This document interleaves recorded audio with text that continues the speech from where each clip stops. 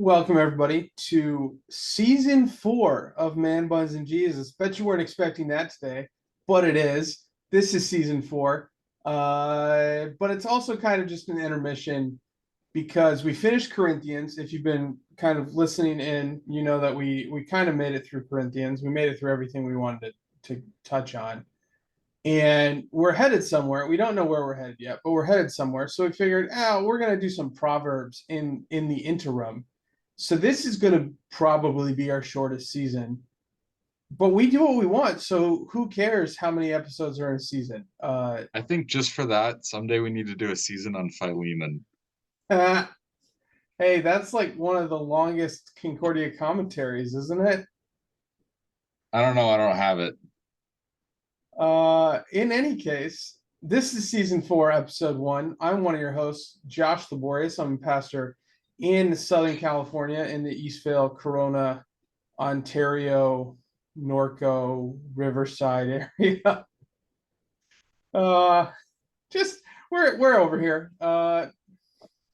We out here. And over there on the other half of my screen, if you're listening to this, the other voice that you're hearing is the Reverend Benjamin Olschlager, the esteemed pastor of Good Shepherd Lutheran Church in Lake Orion, Michigan. And he's going to introduce us to our specific proverb for the day. So, as Josh and I were starting to think about what we wanted to do after Corinthians, one of the things that jumped to my mind, and I think this is something that kind of jumped to Josh's mind, is that there are a lot of people in the world who just lack wisdom. Yeah, that's a fair statement, I think. And so, if we can just provide a little wisdom in the world with this podcast, we will have achieved our goal. Um, and to start us off with some wisdom this week, I want to introduce to you 6 things that the Lord hates. We are in Proverbs 6, starting at verse 16. There are 6 things that the Lord hates, 7 that are an abomination to him. You can count them along at home if you'd like. Get the kids in on it. It'll be a great counting practice. Haughty eyes, 1, a lying tongue, 2, and hands that shed innocent blood. 3, unless A you count heart both hands. a heart that devises wicked plans, 4, feet that make haste to run to evil, 5, a false witness who breathes out lies, 6, and one who sows discord among brothers. 7. It's a very wholesome number, the number 7. Yeah, it's a perfect abomination. Yeah. Except 7's not a perfect number. It's a completion number. 6 is a perfect number. Mathematically, a perfect number is a number whose factors add up to itself. So 6, 1 plus 2 plus 3 is 6. If you count itself as a factor, then it's 2n. But in any case, one of the major problems in mathematics right now is whether or not odd perfect numbers exist. And they have supercomputers dedicated to just checking really big odd numbers to see if they're perfect numbers. And you might say, Josh, why does all that matter? Well, for this podcast, it doesn't at all. Theoretically, it matters because perfect numbers are a pretty big topic in cryptography and encryption algorithms. But And prime anyway, numbers. proverbs. Yeah. So the reason that this one jumped out to me, and I won't throw Josh under the bus as picking this one this week. This was mostly me. The reason this one stuck out to me is because it feels like a decent place to start if you're just looking for like a foundational ethic How to of be how a how not to be bad person. how to be a decent human being. Yeah. This is the baseline for that. So we strive for above and beyond here at Man Buns and Jesus. But here's where to start, ladies Yeah. and gentlemen. And because Josh and I were, I don't know, maybe not. Josh was definitely the most vocal presence for this camp in seminary. I think I was just a silent supporter in the background for the most part, of when things got too theoretical, making them practical. Um, Today's podcast is about being practical. So Yeah. we want to try and present to you like what these things mean and how to, you know, do better. So maybe a place to start with that is because this is like haughty eyes. Who uses the word haughty anymore? Like, and besides, Ben's got to take a call. Um, I want to take these 7 things and let's say translate them into modern English and kind of um, put them hopefully at a pretty accessible level. It starts with haughty eyes, and this is kind of this. I don't know. It's not a bad way to think about this. That haughty eyes, arrogance. Is that a fair connection to make? Like, I think so. don't think better of yourself than like. And this could probably be a whole separate conversation. But the difference between confidence and arrogance. Um, and I actually think there's some theological weight to that conversation, and maybe we'll circle back to it. Um, and then you have a lying tongue. That one's pretty obvious. That's dishonesty, is what it's getting at there. Hands that shed innocent blood, and if we look at that kind of within uh, what Jesus talks about in the Sermon on the Mount, that can kind of be expanded to those who don't seek to build up their neighbor. So violence is what that's talking about. A heart that devises wicked plans. Um, you're Again, making bad plans. You and want to to do bad things. yeah, and to Feet quote that Jesus, it's not what comes in or what goes into a man that makes him unclean, but what comes out of him. feet that make haste to run to evil. So that's kind of distinct because the heart is like um, you're kind of generating these ideas, and then the feet distinction is like you're all aboard the bad idea train. Like your friend says, "Hey, let's go do this thing we shouldn't do," and you're like, "Yeah, let's do it." A false witness who breathes out lies that is connected to the lying tongue, but that's more in like a legal sense or a reputation sense. And then one who sows discord among brothers. This is that's a big one. It's that's just causing trouble, causing arguments that don't need to be argued about. So that's kind of a colloquialization of these 7 things, recognizing the irony of the word colloquialization, which is not colloquial at all. A colloquialism for those who aren't following and who didn't get a good score on there. On their verbal SATs. Yeah, um, is a phrase commonly used in the world to mean something. Oftentimes, kind of like an idiom, it's a saying that means something that maybe is not entirely clear. Um, and it's not really a word or a phrase, but it's used often enough that it's a word or a phrase. So, for example, if you lived in Pittsburgh, Pennsylvania, yins is a colloquialism for you all. Um, doesn't mean that it's good, right, or holy, but it exists. Um, Oh, yeah, that's doesn't mean that it's good, right, or holy. Yeah, yeah. anyway, So which one of the is there any of these 7 that you really want to dive into, Ben? That you get all excited about and you want to rant on for a minute? I mean, so we've talked a little bit about a number of these. Um, but I think I want to start with the first one from 19, false witness who breathes out lies. And I want to start there by describing something else that some of you may have heard of before, but also may not necessarily know what it means. And that's this idea called a straw man. Josh, you're aware of what a straw man is, I hope. I think. Yeah. Are you looking for me to explain it? Because No, I can do that. I've proved myself so adept at like bringing things down to an accessible level. So a straw man is honestly kind of what it sounds like. It's not a real person. It's a person made of straw. But it's a person made of straw meant to look like someone else. And we do this figuratively, not literally.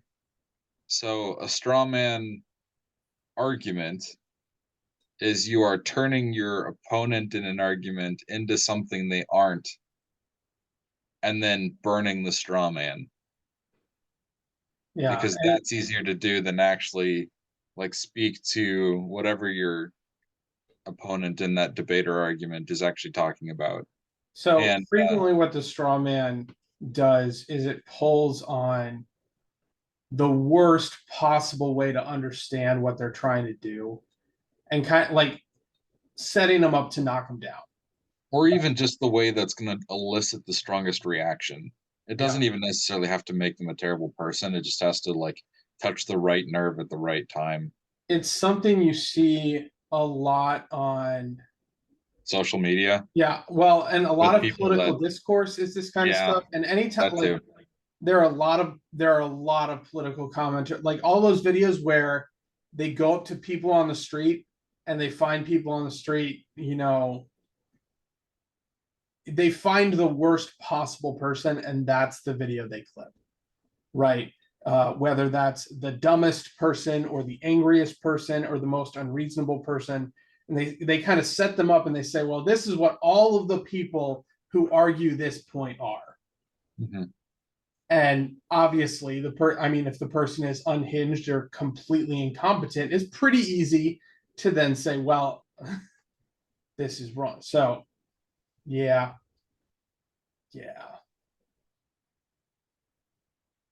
Yeah, I mean, that's on my mind right now because I see it so much and it's annoying to me.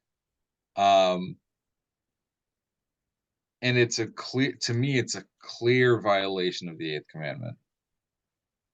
You shall not bear false witness against your neighbor. And it's like so much of what we do culturally to tear down one another. And this might circle into the next one eventually, that I'm going to throw at Josh because he wasn't prepared for it.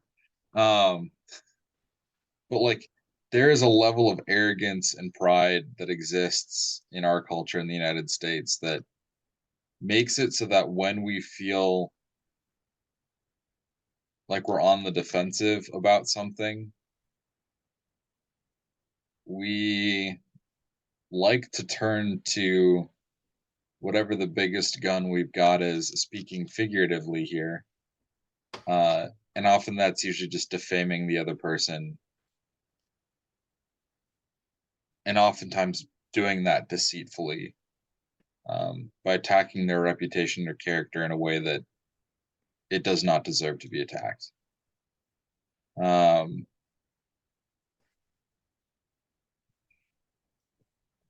Yeah.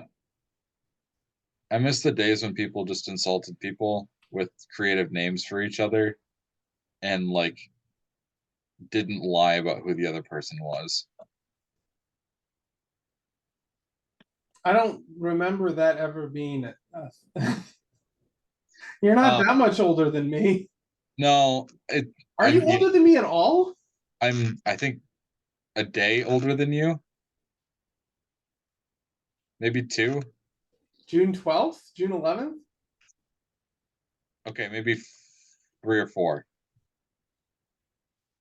I'm June Anyway, 95. yeah,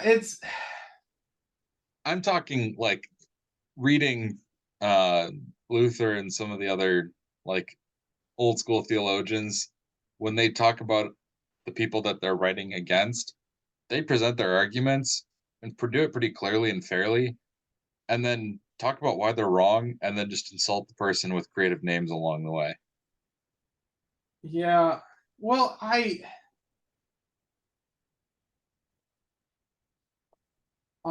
don't know that it is ever productive to like here's the thing. Okay, you can be a terrible person or a incompetent person or a dumb person. Mhm. That doesn't necessarily mean all your ideas are bad. Mhm. In the same breath, you can be a very accomplished and successful and smart person, a wise person even. That does not mean all your ideas are good. Uh, there's That's the entire premise of the movie The Glass Onion. I've never heard. Anyway, uh, in the TV show South Park, there's a pair of characters.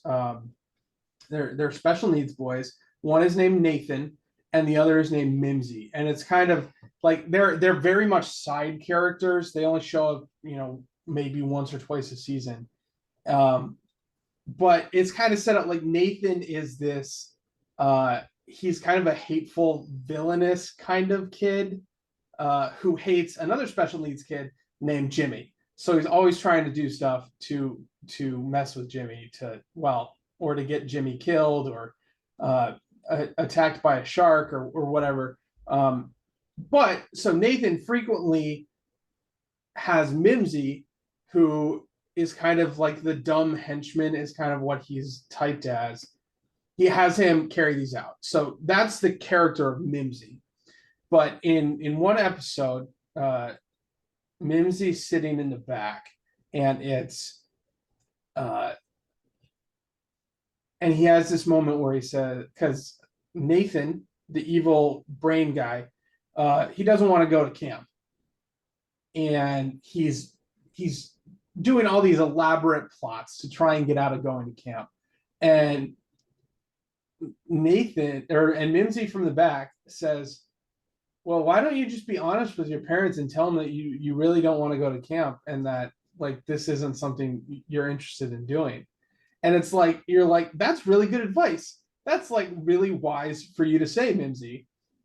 And then he goes back and says, "Oh, what do I know? Like I'm an idiot." Um, so even Mimsy can have good ideas every once in a while. And the second you're having an argument with someone and you say, "Well, whatever," pick your personal attack. You're as far like you've lost me. I might be one of the only people you've lost, but you've lost me because it's like if their idea is that bad, just talk about the idea being bad, right? Um. Anyway, yeah. When you're having discussions with people, whether they're arguments or whether they are just discussions, uh, no need to get personal. I'm not going to say no need to insult because that's like 50% of how guys interact. So calm down. Insults are fine. Actually, mean spirited insults, not fine. And there is a difference. And yeah, um, yeah. I mean, Where did that come from? Which one was that talking about? that was first half of 19, but then also speaking a little bit to 17 too, because like what's the thing that breeds the most contempt for others that causes us to set up like straw man arguments and to be like hurtfully insulting and all of that? Usually some sort of pride or arrogance that's been in some way dinged. Yeah. Um, and I mean, like,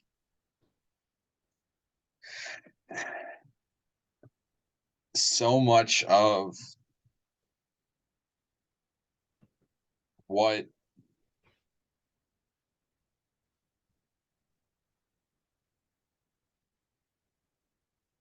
so much of what I see as cultural problems in the world,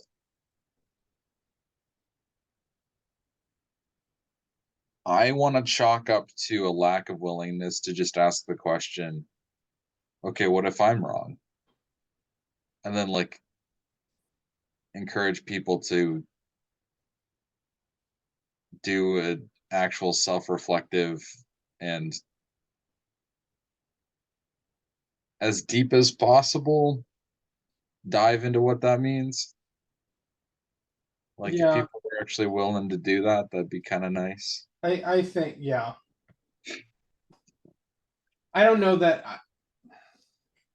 I don't know that I would go because I feel uncomfortable saying like I think most of or I think all of, but I definitely say like that's a consistent problem we have as humanity is we have this arrogance in ourselves that the way I'm doing things must be right.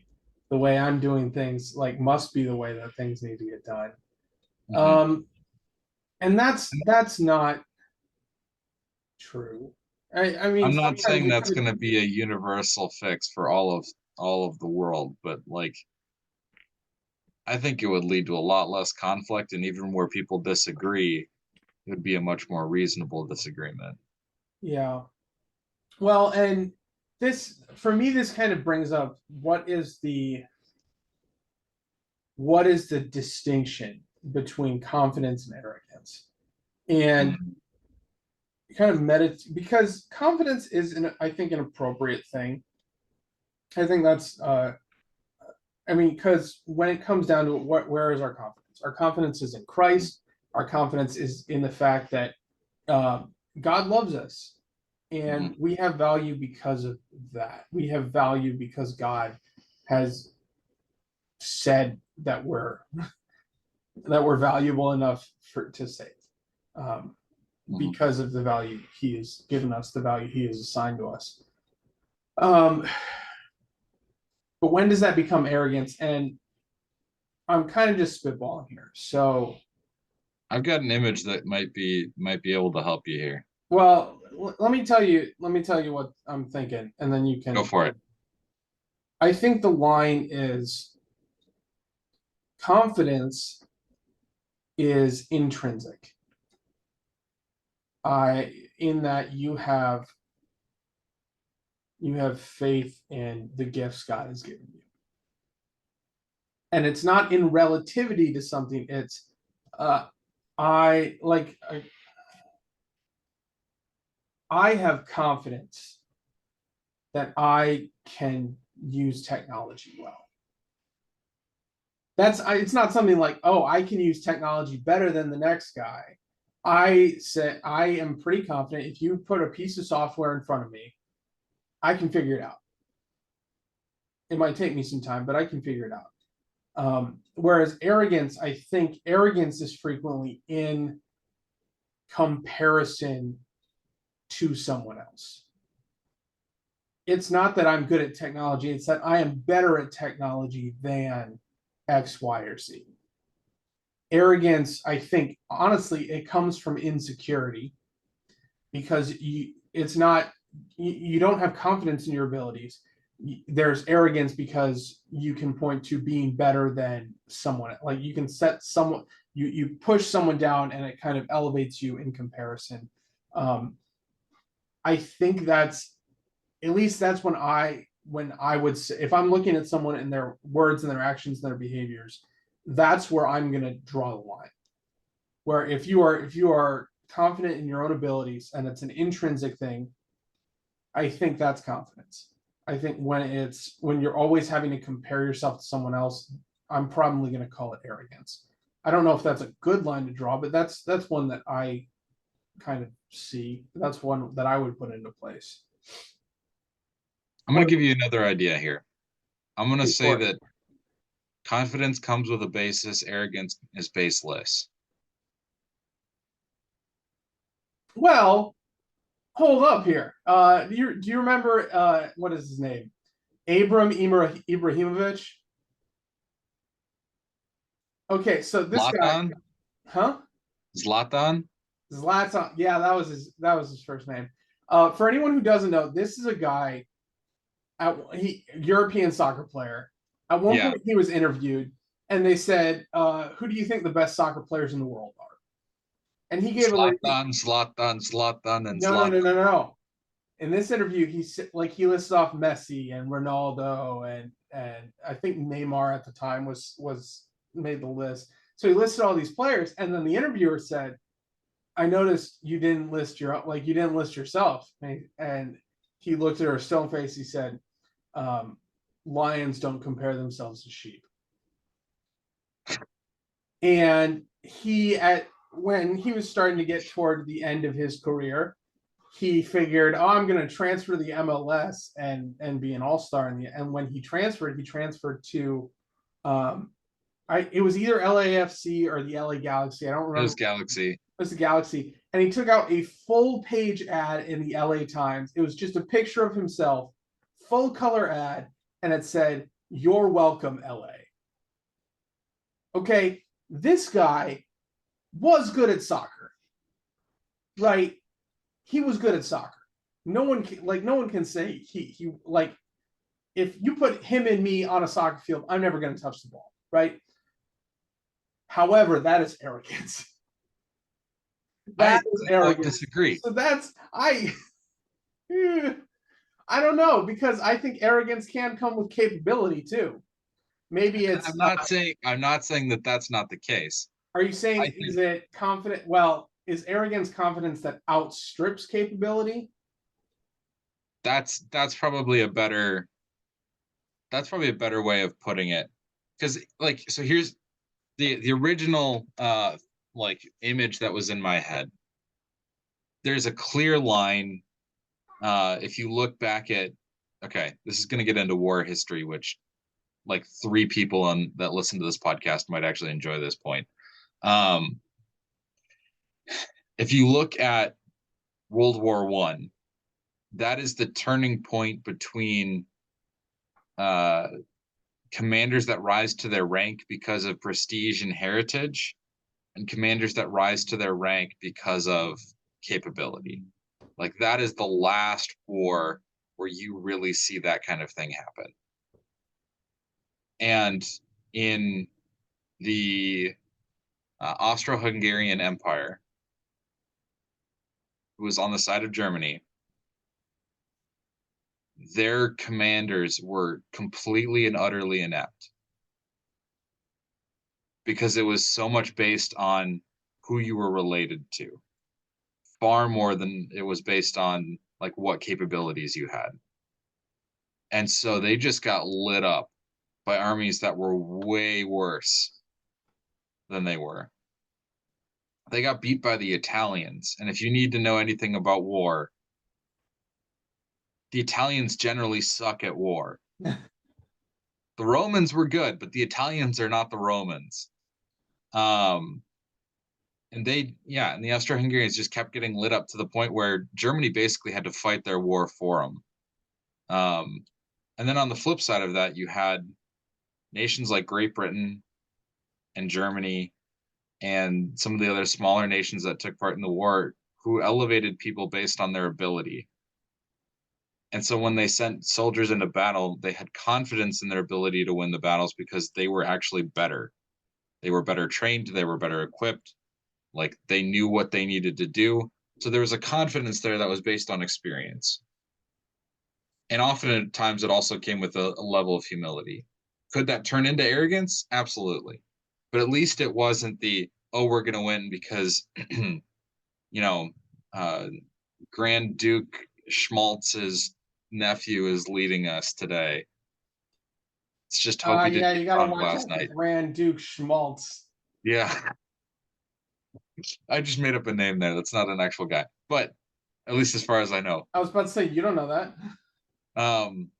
Anyway, but to the Zlatan comparison that you brought up, like I think Zlatan showed arrogance the moment that he just assumed it would be an easy championship. I'm pretty sure it took him 3 years to win an MLS Cup. Yeah, no, let's be clear. Zlatan did not do well in the MLS. He did eventually initially. got sold back to some Yeah. no-name team somewhere. He did initially, and then he hated it. Like, the level of competition was a little higher than he expected.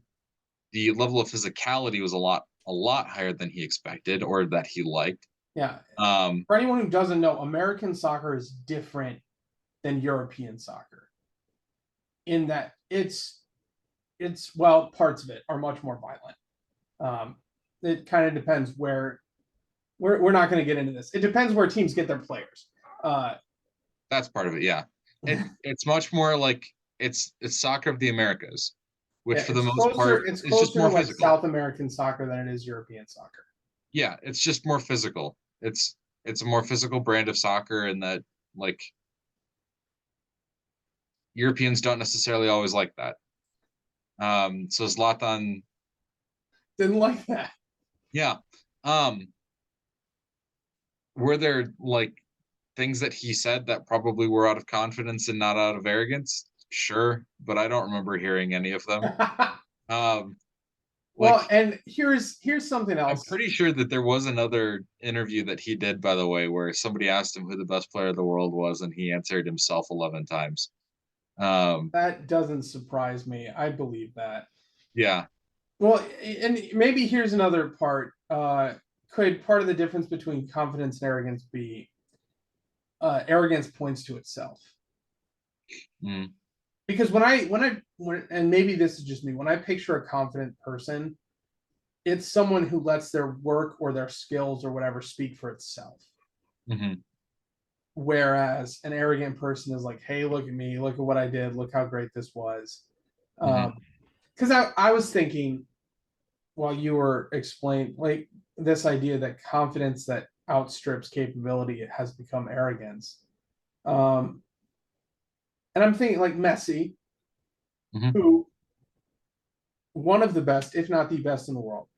If because he's starting to play in Miami next month. If he were to go and he were to take out a page in the Miami Herald and say, "You're welcome, Miami," I don't care that he's the best. That's still arrogance. So I wonder if part of it is also, are you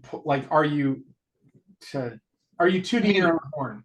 Yeah, I think some of it is also just based on concrete evidence too. Like, confidence is based on evidence. Like, if I went to, okay, here's a practical example from earlier this week. We had a power outage here at church, and we had some technical issues getting everything started back up. And I called our tech guy, and he's a pretty confident guy, because he knows technology, he knows server systems, he knows, you know, small church networks well. He can manage that kind of stuff incredibly effectively. And he does it with a sense of humility and a sense of like, I've been here 50 million times before. I can probably help you with your problem too. Love that about the guy. So there's like a security in that confidence that, like, we've done it before, we can do it again, as long as it's, something that I can, as long as I know what the issue is, right? Where arrogance is like, Josh and I's former boss at the seminary, who shall remain nameless in this podcast. You're gonna throw Connor under the bus like that? We're not talking about Connor here. You know exactly who I'm talking about. Now I do. At first, I thought you were talking about John, and I was like, no. I don't know if I'd say. I mean, maybe a little bit, but Klinger was sarcastically arrogant. He was not actually arrogant. Yeah. But we after had I thought another about it boss for who just- exactly 1 second, I know exactly who you're talking about. And we're not going to get me on a rant about that guy because No. he is single-handedly the reason I hate the St. Louis Blues more than any other sports team on this earth. And let that say all it needs to about arrogance, that it drives people up a wall. This guy thought he could do anything and everything and thought he was perfect at everything and anything. And he actually sucked at a lot of it and made working for him kind of miserable, and made any association with the St. Louis Blues, who I already kind of disliked as a team because they were kind of dirty for most of my like hockey watching career. They still kind of are.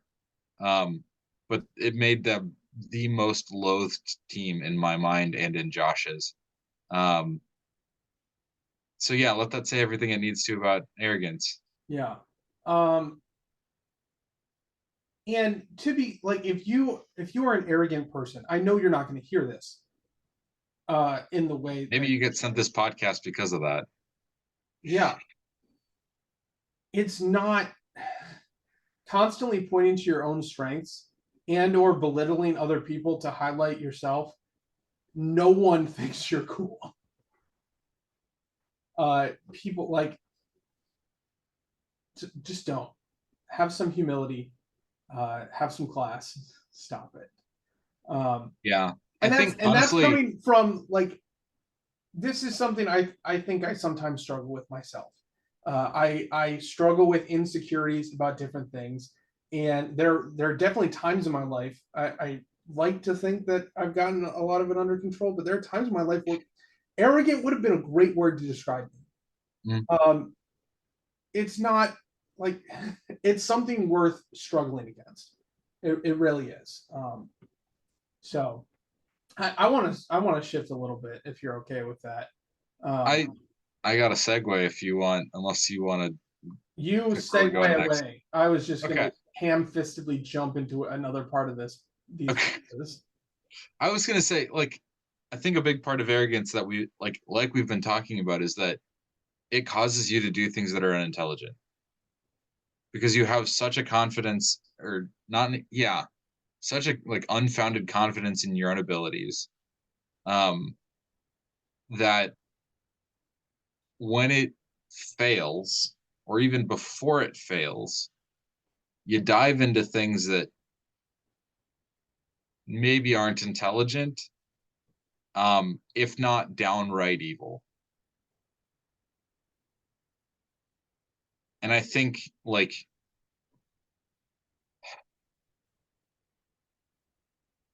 Josh said, to some extent, arrogance is a reflection of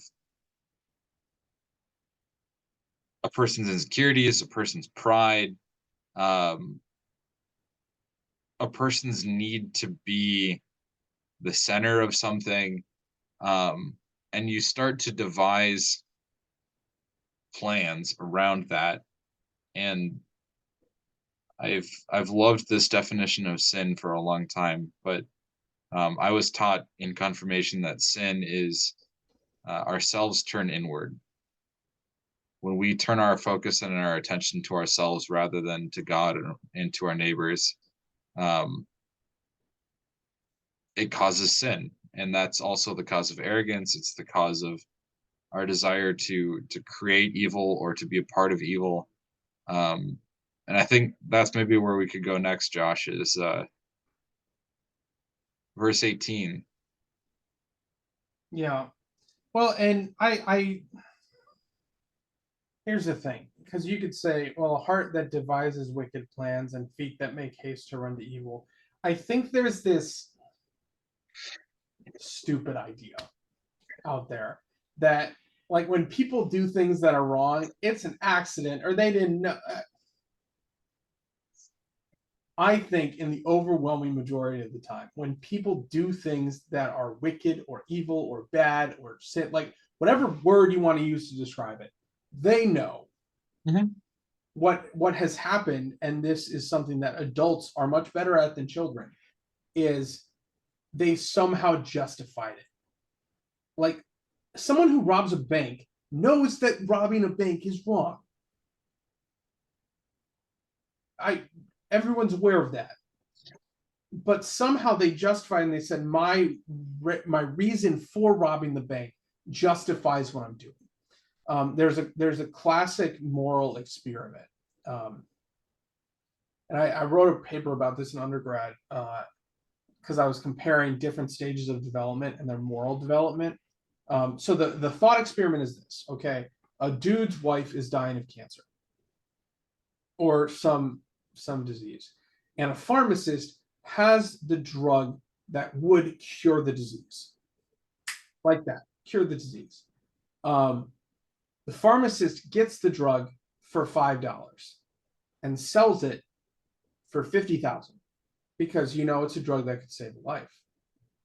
The husband cannot afford the drug. So he breaks into the pharmacy after hours and he steals the $5 cancer drug. Okay. And then the question is, was the husband wrong? If you ask a kid who hasn't reached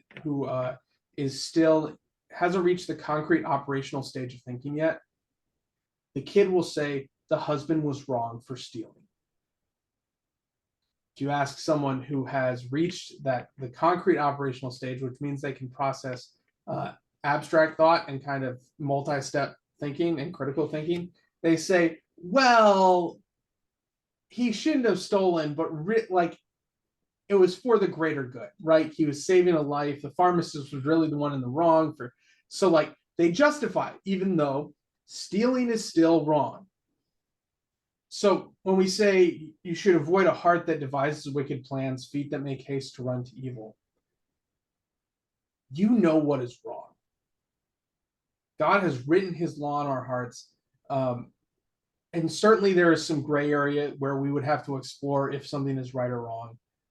But by and large, you know what is wrong. So what this is saying is, actually listen to that voice, and you don't plan to do those things that are wrong.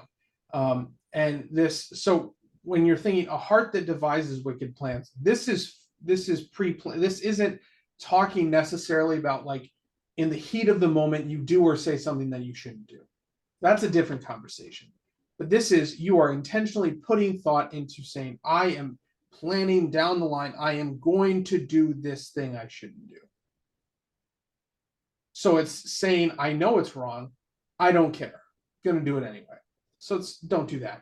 And then the feet that make haste to run to evil, it's, I know it's wrong, but I'm going to seek it out.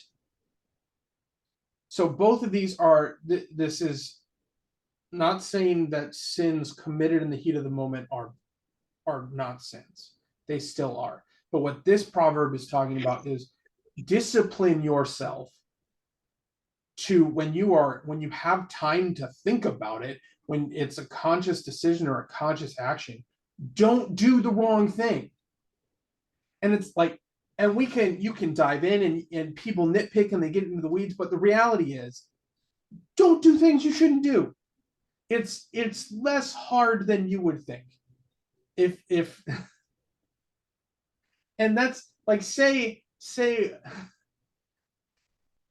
how much better would the world be if the only sins we had to deal with were ones committed in the heat of the moment? We'd be much better off, ladies and gentlemen. We really would. So and I mean, if you think about it, the sins committed in the heat of the moment, the way you respond to them just logically on the back end is far different than a premeditated one. For example, if Josh and I were feuding for some reason, and I were to, the next time I saw him, walk straight up to him and just uppercut right to the face, I probably one, don't say that. Don't say that.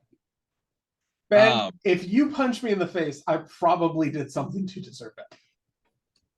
Or you woke me up too early. Oh, that's fair. Well, that's on me. So that was actually going to be my second example.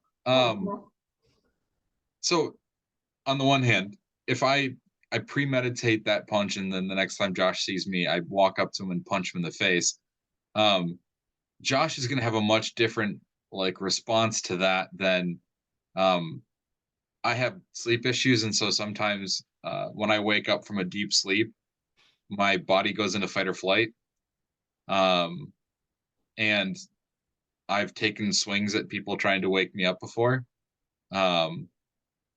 which is why I go to great lengths to make sure that I wake myself up at this point. But if Josh were to, I don't know, like we were at a conference together or something, and Josh woke me up, Because he fell asleep during a session. yeah, This sounds uh, like a pretty believable scenario so far. honestly, probably. And I took a swing at him and clocked him in the face. Um, I'm still sinning because I'm hurting a guy that had no reason to be hurt. But like, he's going to be much more forgiving of that situation, There's so much truth to that. right? I'm picturing myself right. We're at the best practices conference, and I picture you walking across the lawn they have and just decking me. I would be mad. Yeah, We would throw hands. But if I woke you up in the back of a conference room and you like swung and you were still half asleep, I'd be like, I get it. yeah, I still wouldn't be happy about it, but like, I'm not gonna fight you over it. So, I mean, it speaks to the truth here. yeah, God absolutely. hates, and God has designed us like premeditation and kind of intentionally ignoring the conscience we have been given is worse than sins committed in the heat of the moment. Yes. From a human perspective, right? I'm not talking about justification here. I'm talking about horizontal righteousness for anyone who would jump on me for that.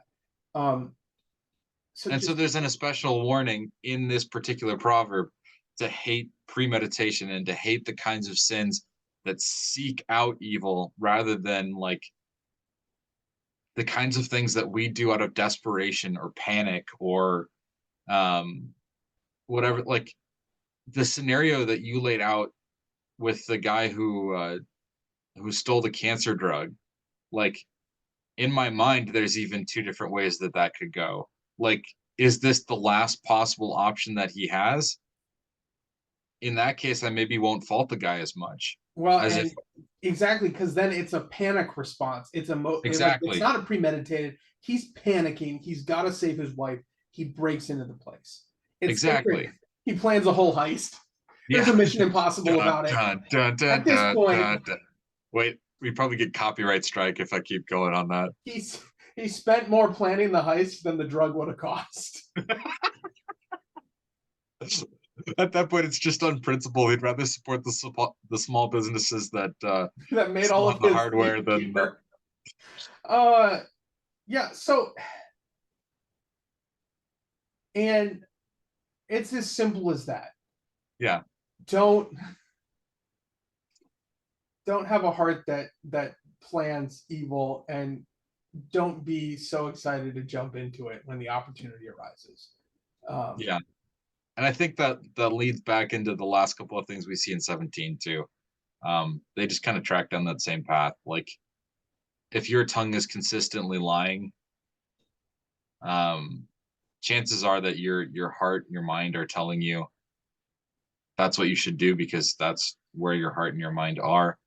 And if your hands are frequently ready to throw to throw hands,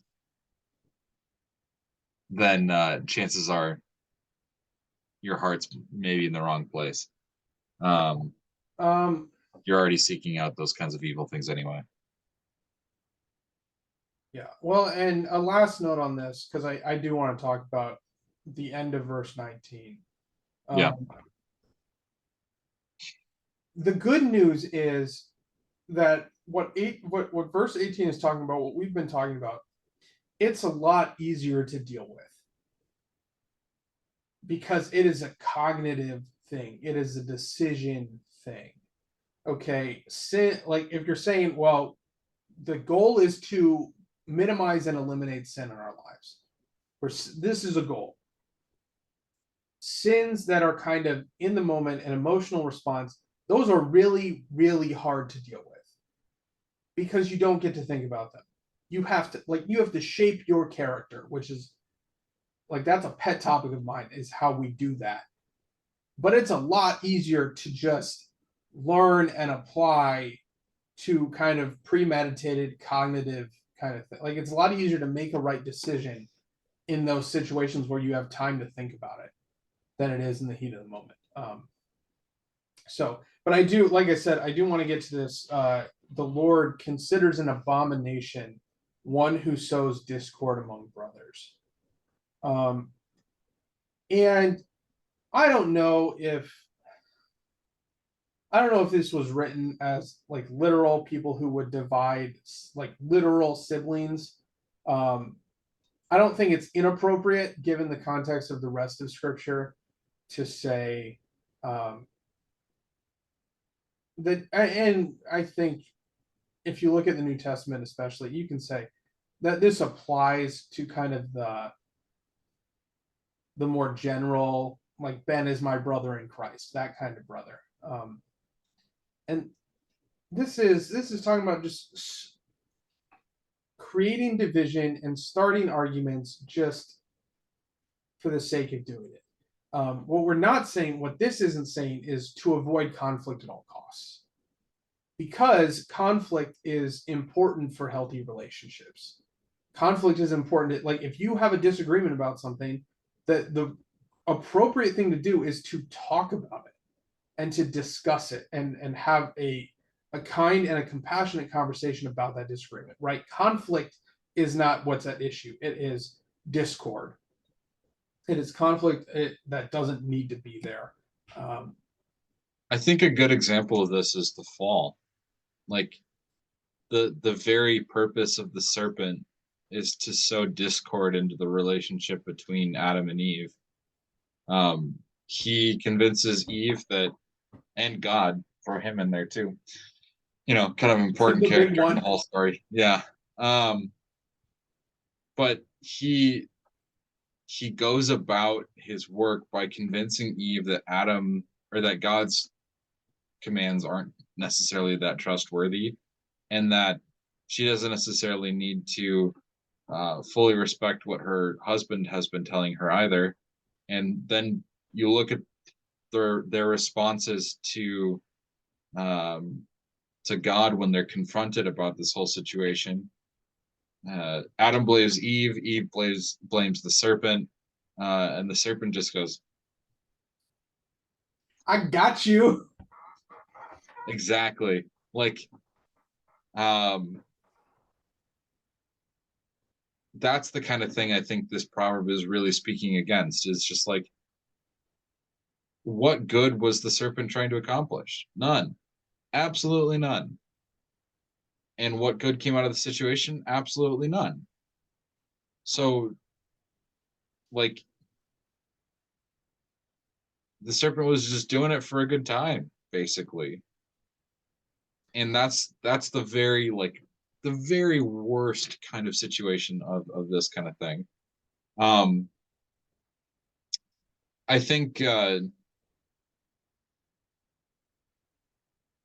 another example that's coming to my mind, but I'm having a hard time figuring out how to describe this. So I'll throw this at you, and you can see if you can do something with this.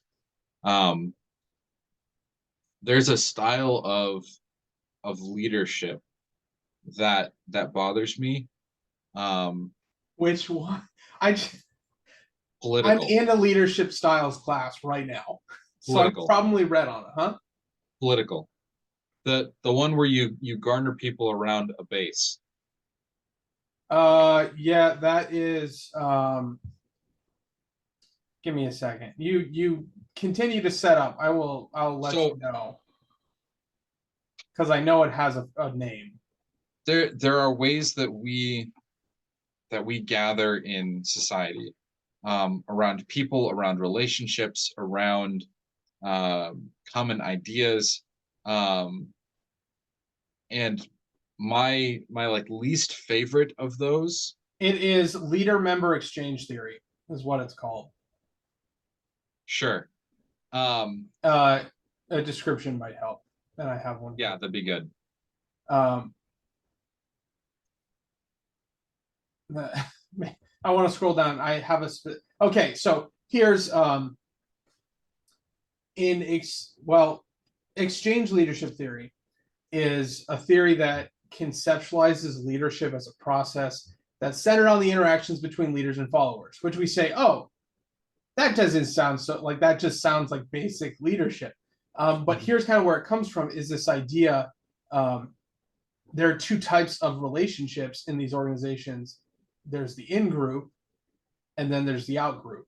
And the leadership prioritizes and the in-group, and in turn the in-group then works more effectively or more dedicatedly to the goals of the organization or the goals of the leader.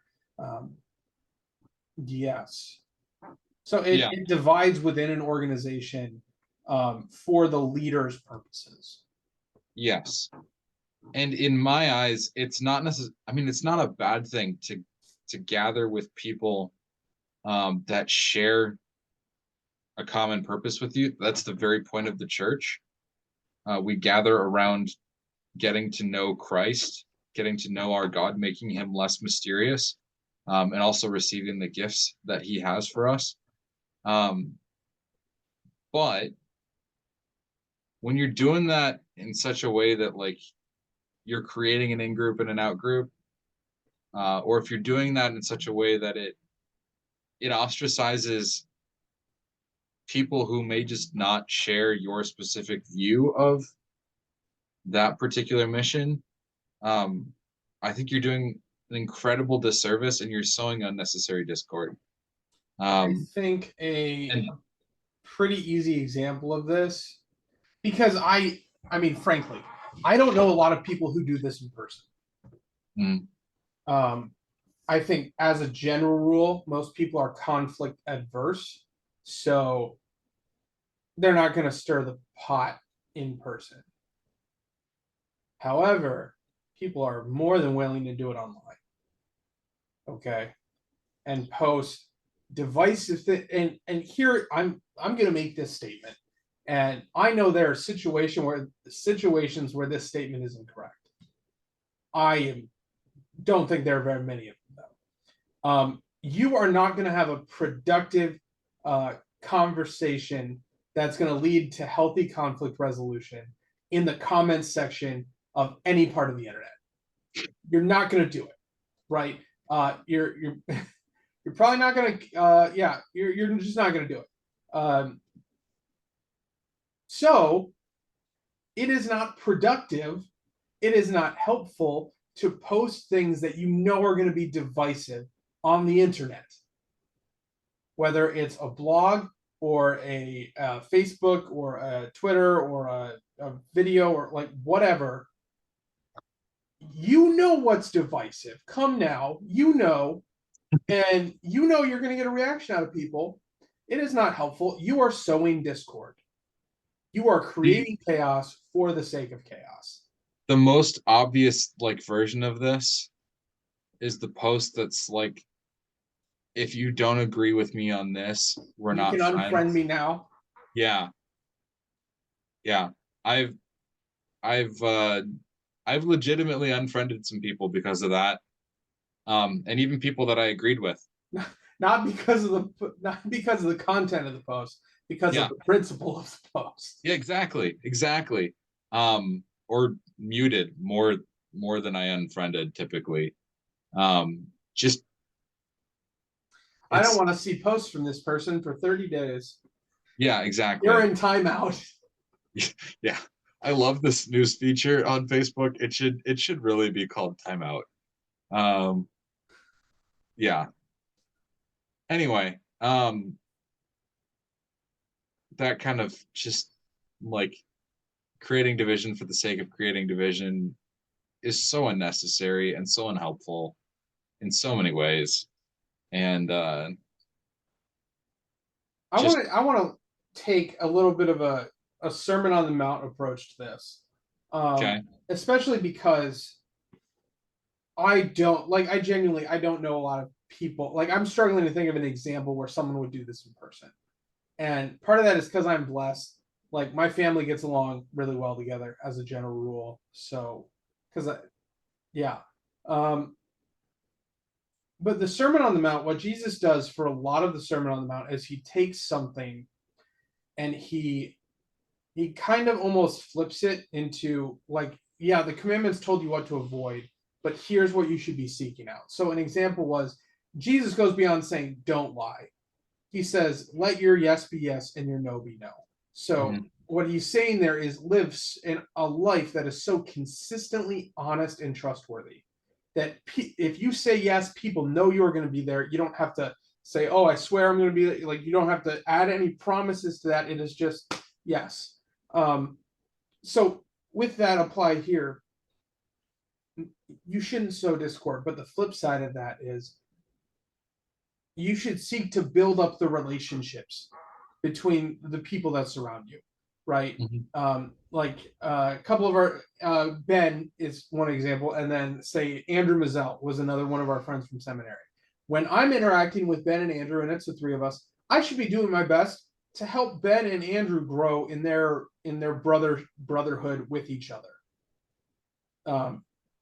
So kind of the flip side of that, I think, is maybe a more beneficial way for us to think about application here is how can you build up the relationships in a healthy way, in a faithful way of the people around you. Do we know if Andrew's ever listened to the podcast? Probably not. I'll tell him he got a shout out. If he ever listens to this episode, hi Andrew. Hi Tell him Andrew. we said hi to. And William. And Blue. Yeah. Lots of important creatures. Important people. Yeah. Yeah. I think I've said all I want to say about these 4 verses. Yeah, I think so too. We're gonna return probably about the next month and a half-ish or so.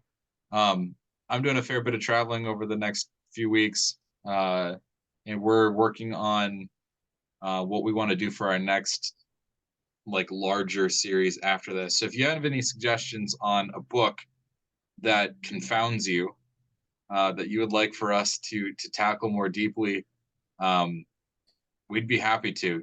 We shall consider it. Yes. It may not happen in the most timely manner. That's all I was gonna say. Might take us 15 years. We should talk about Revelation next, and our first guest should be Bruce Sugar. Oh boy. I don't know if that's a serious suggestion or not. I'll have to meditate on that. It's an interesting suggestion, but it's a dangerous suggestion. Yeah. We could get we are notoriously off topic, and we could get even more off topic than normal. Yeah, that would be an interesting one. It would be. What's the takeaway for this episode, Benjamin? I think my takeaway for this episode is study your Proverbs. There's a lot of good wisdom there. And if there's a proverb that you know of in scripture that you want us to take a look at, even if it's a weird one, you can shoot us that too. But especially today, start to form a moral foundation. Base it off of Christ and off of the things you find in scripture. And be ready to respond so that when you end up in those situations where you're potentially inclined to sin because of panic or whatever, that's not your gut reaction. And my takeaway is I like all of these, actually. I think I want to stick with that last part of 15.